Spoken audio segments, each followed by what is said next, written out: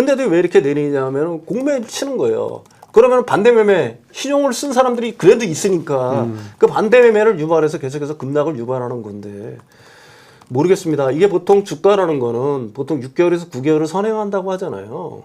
그러니까 6개월에서 9개월을 보게 되면은 2차전지 업황은 분명히 좋아져서 이게 반등할 기미가 보여야 되는데 그러니까 지금 이제 이게 반등을 하려고 그러면은 결국 수급이 개선돼야 되는 수밖에 없어요. 그러니까 수급이 개선되는데 지금은 2차전지에 대해서 누가 뭐라고 하더라도 사람들이 굉장히 조심스러워하는 맞아요. 거예요. 신중하죠. 신중하다.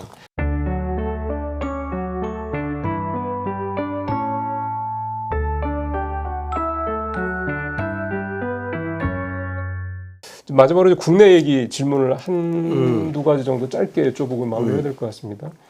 일단 국내는 지금 LG엔솔이 1분기 실적 예상치를 웃돌았고 LG화학도 영업이익 4천억 뭐 달할 거라는 얘기도 나오고 있고 이렇게 되다 보니까 뭐 그동안의 공매도 재개 후에 앞서 말씀드린 것처럼 뭐 주가도 안 좋고 하긴 한데 이쯤 되면 이제 뭔가 좀 우리 시장에서도 배터리 업계가 좀 변화가 나타날 수 있는 여지가 좀 돼가는 게 아닌가 그런 또 희망을 좀 가져보고 싶네요. 네, LG 에너지 솔루션 뭐 올 1분기도 적자라고 했지만 완전히 바꿔버렸잖아요. 예. YOY로 매출이 한 2.2% 늘었고 영업이익은 뭐 한 제가 알기로는 한 140% 정도 YOY로 증가한 줄 알고 있어요.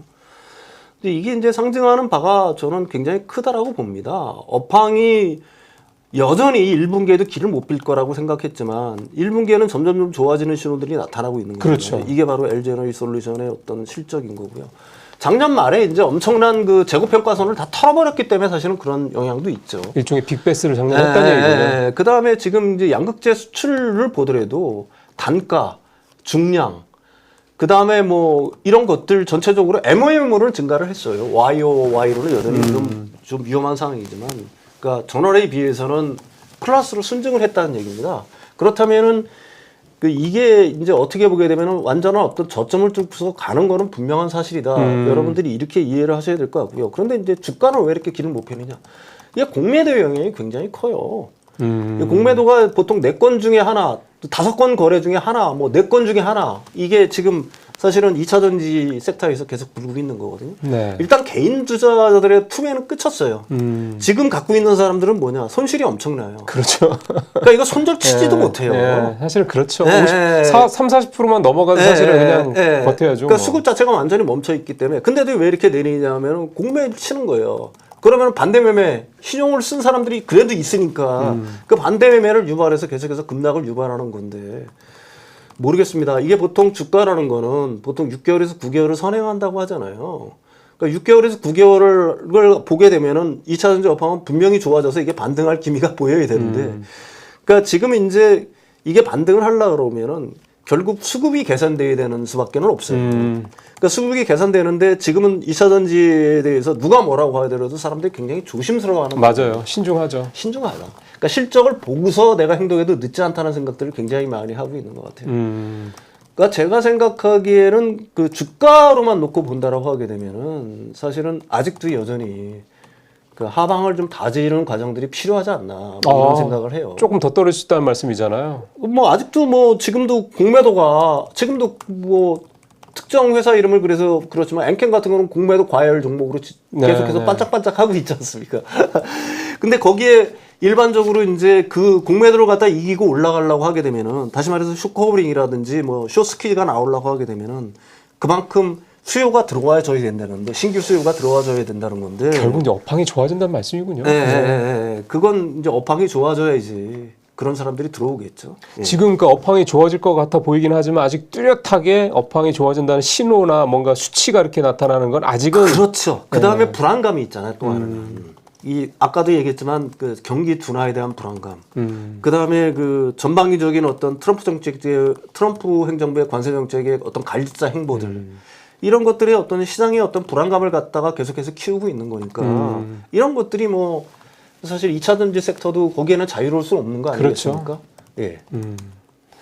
지금 평론가님께서 보시기에는 이제 2차전지 쪽에 대해서 지금 상황이 현재 이런 건데 항상 이제 새벽이 오기 전에 가장 어둡다는 말이 있는 것처럼 그러면 이제 투자 시점이라는 걸로 봤을 때 이게 뭐 누구든 다 저점에 사서 뭐 고점에 팔고 싶어 하는 마음은 있지만 사실 그렇게 투자하는 건 아니고 하워드 막스 같은 사람도 최근에 난 서한을 보면은 이제 어쨌든 그런 확실한 건 아무것도 없고, 그러니까 사람이 결국은 그런 리스크를 안고 하는 게 투자다, 뭐 이런 얘기를 이제 서한에서도 하게 했었는데, 결국은 그러면 배터리 업계는 지금 보면 반도체만 해도 업황이 개선되고 있다는 얘기가 계속 나오고 있지만, 배터리 업계는 아직 그런 게 뚜렷하게 나오지 않는 거잖아요. 좀 평론가님도 말씀을 하셨고.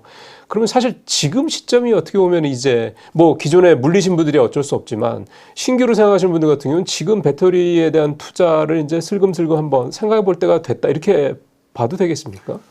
저는 그런 신호를 갖다가 공중파 어제 JTBC인가요? 거기서도 이번에 그 관세 정책으로 최대 수혜가 오히려 배터리다라는 식으로 방송을 하더라고요. 나 깜짝 놀랐어요. 옛날부터 많이 하던 얘기인데 내가 우리는 우리나라 방송국에서 이런 얘기를 들을 줄은 몰랐거든요. 여러분들이 곰곰이 생각을 해보세요. 배터리는 우리나라하고 중국만이 가지고 있는데, 중국을 배제하면 북미 시장에서 우리나라 배터리밖에는 남지 않잖아요. 그러니까 일본이라든지 이런 데가 있기 때문에 캐파로 놓고 보게 되면 한국 배터리가 엄청난 거 아니겠습니까? 당연히 좋아질 수밖에 없어요. 근데 이제 여기에 단 한 가지 문제는 뭐냐면, 아까도 얘기했지만 트럼프발 경기 둔화, 경기 침체의 가능성은 여전히 있는 거다. 그렇죠. 그게 이제 주식시장을 억누르고 있는 거고, 반대로 얘기하면은 트럼프의 어떤 관세 정책이 조금씩 희석되는 건 분명할 거다. 이제 그 퇴로를 찾아갈 거다. 저는 그렇게 봅니다. 그거는 이제 그 시장에 어느 정도 긍정적인 영향을 미칠 거고요. 그동안에는 그렇지만 그동안에는 세계의 모든 돈이 미국으로 쏠렸다라고 한다면은, 미국으로 쏠린 돈들은 과거처럼 그렇게 완전히 그 트럼프 정책이 후퇴를 하도 미국으로 다시 들어가지는 않을 거다. 네.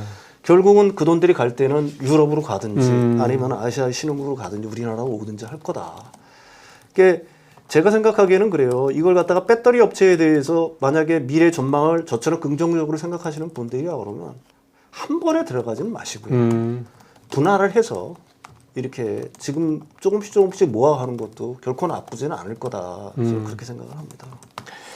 그렇죠. 이게 사실은 매수 시점이다 그러면 이제 뭐 내가 100을 갖고 있으면 100을 다 한꺼번에 다 때린다는 생각들을 하시는데, 그렇게 하자는 게 아니라, 사실은 워렌 버핏을 비롯해서 앞서 말씀드린 하워드 막스는 대부분의 미국의 그런 유명한 투자 그루들도 사실은 분할 매수해서 들어가라고 그러지, 한 방에 다 몰아 넣어라 이렇게 얘기하는 분들은 없거든요. 지금 평론가님 말씀도 역시 적절한 시점인 건 분명하고, 한 번에 들어가지 말고 분할해서 들어간다면 그만큼 리스크도 좀 줄이는 거니까요. 그렇습니다. 그런 식으로 2차전지 쪽, 이 배터리 쪽 관련해서는 이제 투자를 할 만한 시점이 좀 도래했다, 이렇게 좀 말씀을 해주셨습니다.